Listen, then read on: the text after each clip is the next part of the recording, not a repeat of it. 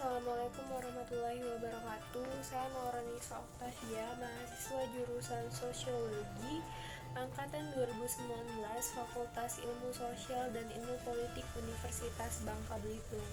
Di video ini saya akan menjelaskan materi pertemuan 9 pada mata kuliah Kepemimpinan dan Etika Sosial. Materinya mengenai fenomena krisis kemanusiaan dan peradaban.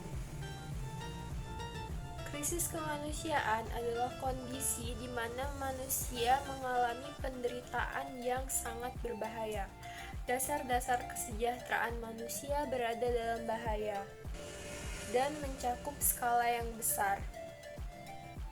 Secara umum, ada 3 faktor yang mempengaruhi krisis kemanusiaan. Pertama, faktor bencana alam seperti banjir, tanah longsor, tsunami, dan lain-lain. Kedua, kompleks emergensi, yaitu keadaan di mana kondisi tersebut mendekati krisis kemanusiaan. Yang ketiga adalah krisis mengenai masalah kesehatan, industri, dan finansial. Manusia dan peradaban merupakan 2 hal yang tidak bisa dipisahkan, karena manusia memiliki daya cipta, rasa, dan karsa. Melalui daya cipta, rasa, dan karsa itulah selanjutnya akan menimbulkan perkembangan pengetahuan dari suatu budaya. Nah, berangkat dari kenyataan itulah kebudayaan mengalami kemajuan sehingga disebut sebagai peradaban. Dewasa ini teknologi telah begitu maju yang mengakibatkan zaman semakin dinamis. Paradigma yang tertanam adalah kecepatan, seperti pertukaran informasi yang bisa dilakukan dengan cepat, mobilitas manusia yang bisa dilakukan dengan cepat, dan juga perubahan-perubahan sosial lain yang bisa dilakukan dengan cepat. Manusia seolah berada pada peradaban tertinggi ketika mereka menggenggam segala kemudahan di tangannya.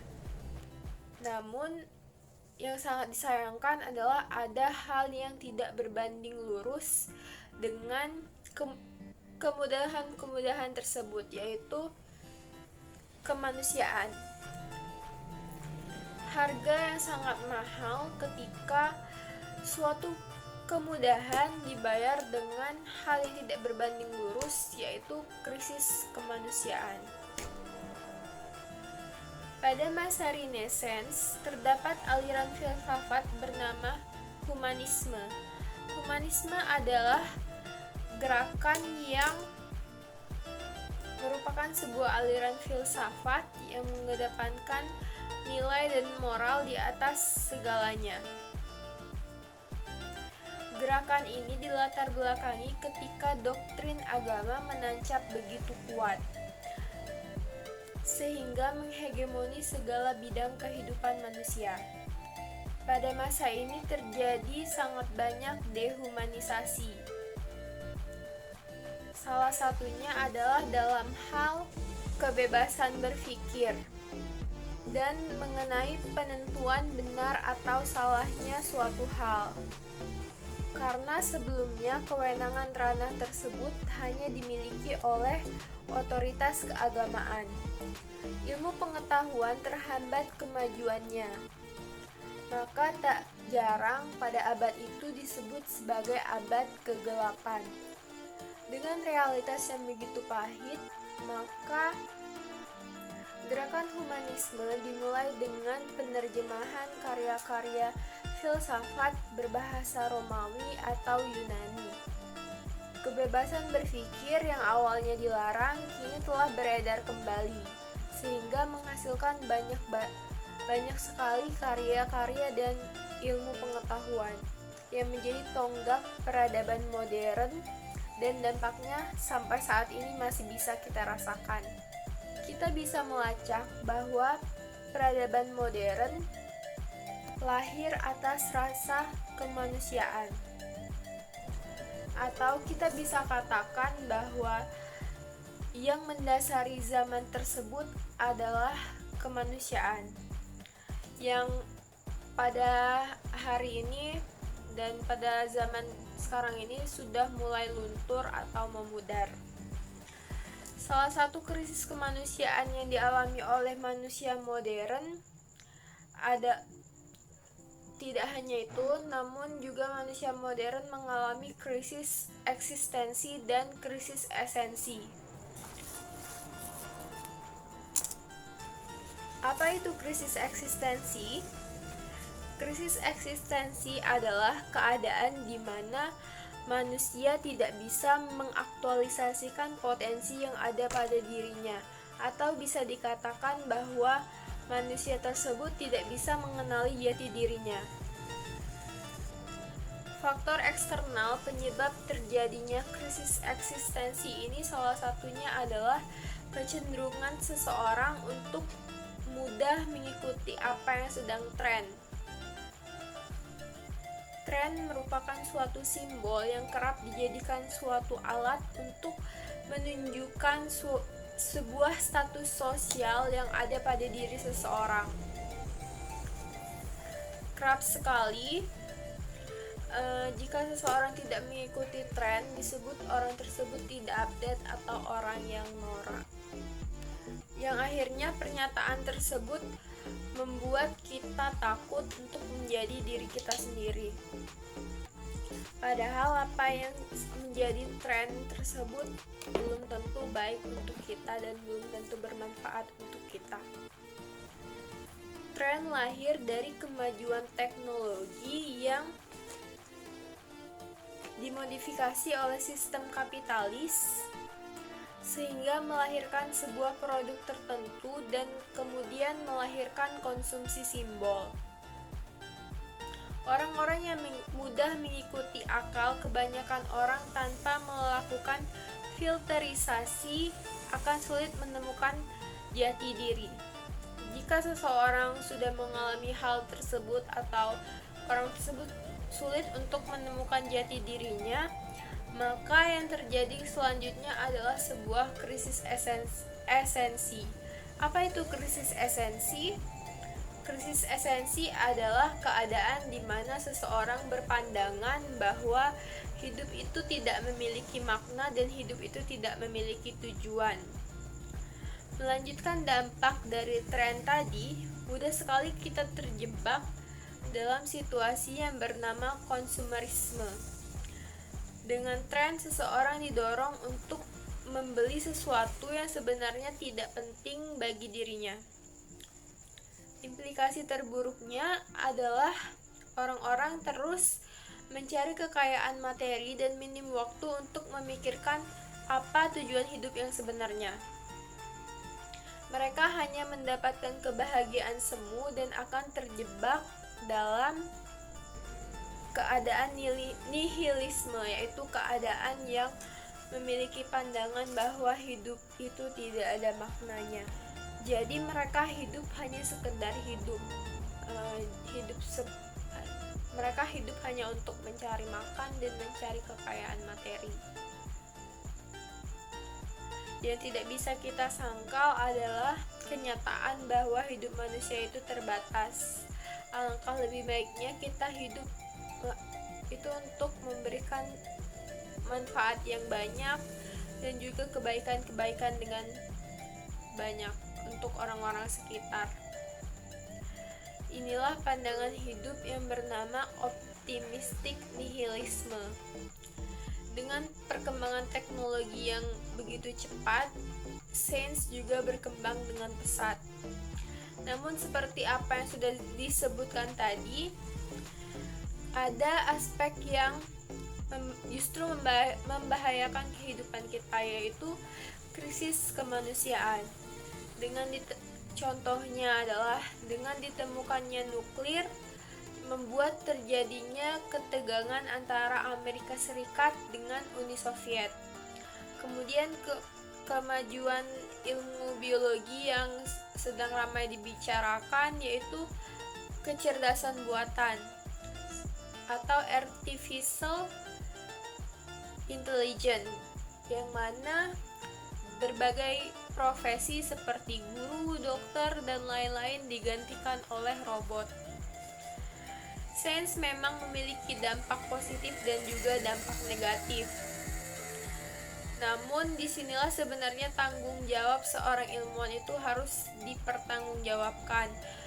Mereka harus menggunakan ilmunya dengan sebaik-baiknya dan juga memikirkan kemaslahatan hidup umat manusia.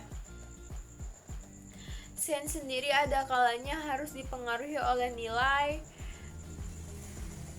moral, kemanusiaan, dan religiulitas.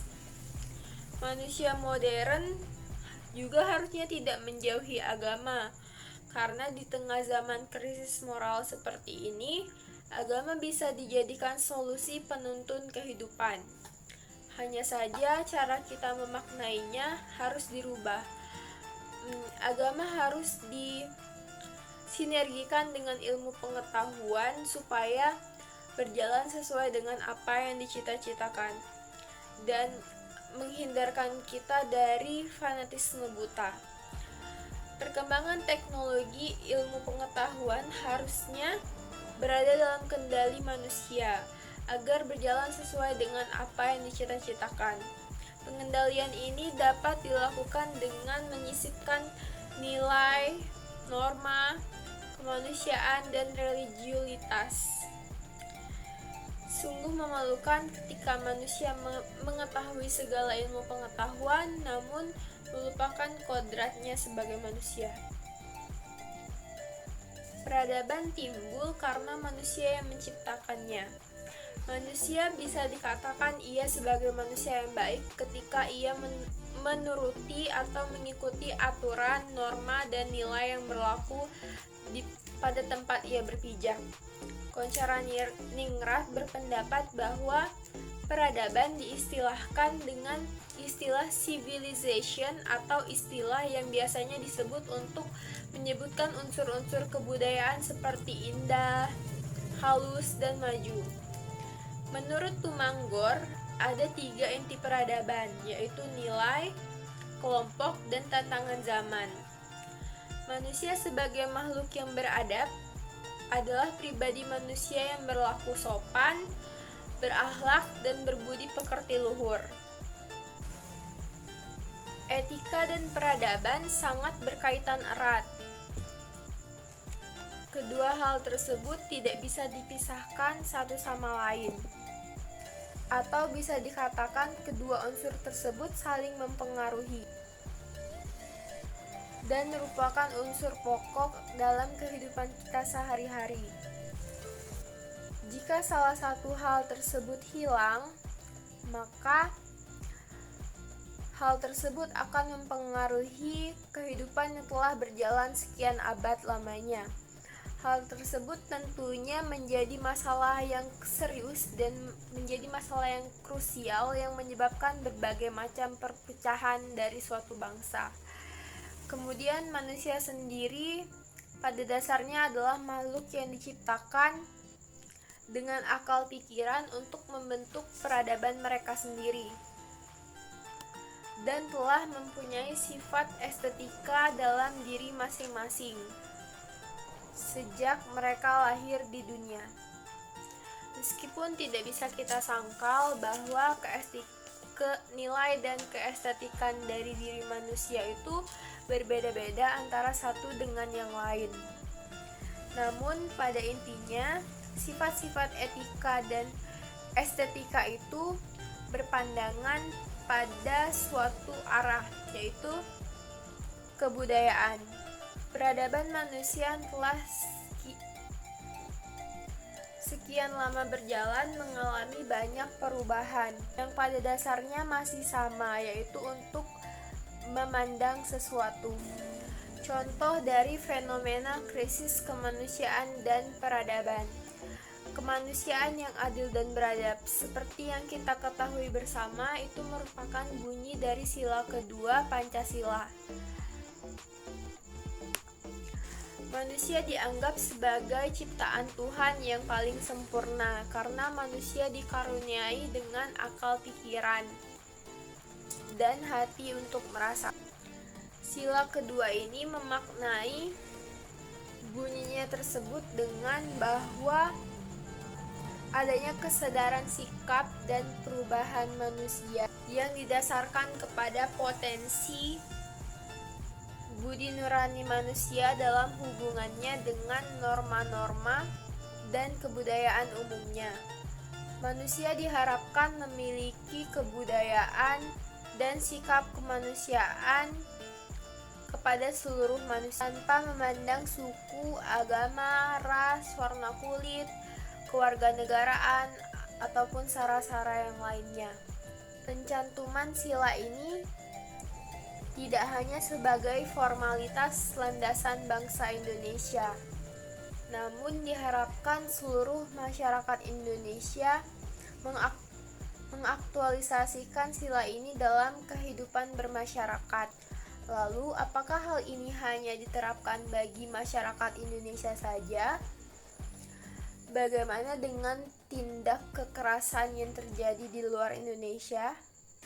Masihkah masyarakat Indonesia menjunjung nilai adil dan beradab yang ada pada bunyi sila kedua itu?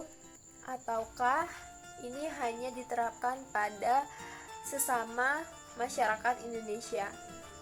Krisis kemanusiaan yang merajalela pada zaman sekarang ini dirasakan oleh etnis Rohingya. Rohingya didefinisikan sebagai kelompok minoritas agama dan bahasa dari Myanmar Barat.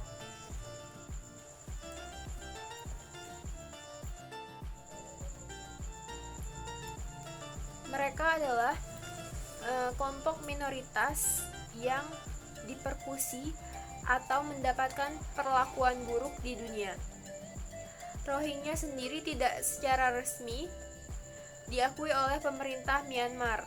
Hal ini dikarenakan pemerintah Myanmar bersikeras menganggap bahwa mereka adalah pendatang baru dari subkontinen India, sehingga konstitusi negara itu tidak memasukkan mereka dalam kelompok masyarakat adat yang berhak mendapatkan kewarganegaraan. Namun, penduduk etnis Rohingya sendiri menganggap bahwa mereka adalah bagian dari negara Myanmar dan mereka mengklaim bahwa mereka dipersekusi oleh negara itu. Sebenarnya pemerintah Myanmar siap untuk memberikan mereka, para etnis Rohingya, sebuah kewarganegaraan, namun dengan syarat mereka harus mengidentifikasi diri mereka sebagai orang dari Bengali. Namun, penduduk etnis Rohingya sendiri merasa keberatan dan tidak setuju dengan hal tersebut. Selama beberapa dasawarsa, masyarakat Buddha di negara itu dituding oleh berbagai kalangan melakukan diskriminasi dan kekerasan terhadap etnis Rohingya. Beberapa bukti yang menunjukkan adanya diskriminasi oleh mereka, hampir seluruh pergerakan dan akses mereka terhadap pekerjaan sangat dibatasi. Oleh karena itu, hampir setiap tahunnya, ribuan pengungsi Rohingya dan pencari suaka asal Bangladesh berlayar menggunakan kapal-kapal dari sindikat perdagangan manusia menuju negara yang bermayoritas penduduknya adalah Muslim, seperti Malaysia, Indonesia, dan Bangladesh. Dalam 3 bulan pertama dari 2015, Pergerakan Bangsa-Bangsa atau PBB memperkirakan ada 25.000 pengungsi yang berangkat, kebanyakan dari kamp-kamp gelap di Thailand. Mereka tidak hanya tidak diberikan sebuah kewarganegaraan, namun mereka juga mengalami berbagai tindak kekerasan yang terus berlanjut hingga saat ini, mulai dari pemerkosaan, pembunuhan, hingga pembakaran sejumlah keluarga, dan juga berbagai tindak kekerasan lainnya. Tidak hanya itu, beberapa pemukiman penduduk etnis Rohingya dan bangunan seperti masjid, sekolah ikut dihancurkan.